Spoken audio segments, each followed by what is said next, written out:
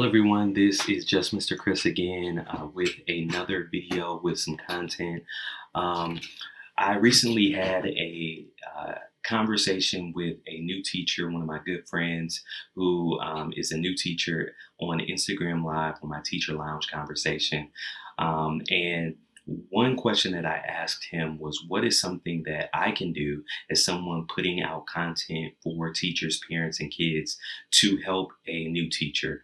And he said that it would be helpful to get some information about how to work with students who have disabilities. Where should he start? Things like that. So this is what I did. I came up with my top four tips for how to begin working with students with disabilities. So here they are.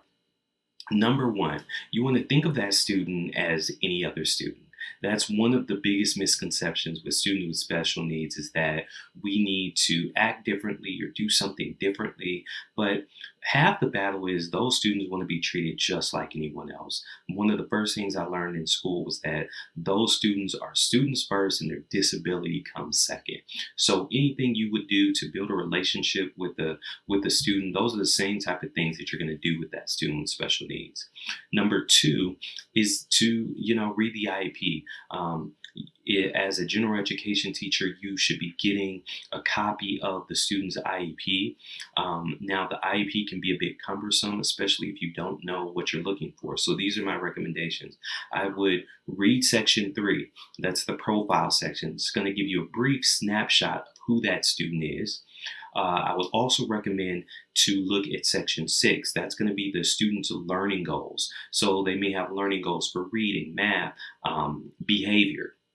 Look at those goals because those are goals that you're going to want to know as a teacher, because the intervention specialist is going to want to know how that student is performing in your class based on those learning goals as well. Number 7, I would look in section 7 because in section 7, it's going to give you the accommodation that that student receives. So that student may get extended time on assignments, or they may get extended time for tests and quizzes. Those are the type of things that by law they should get.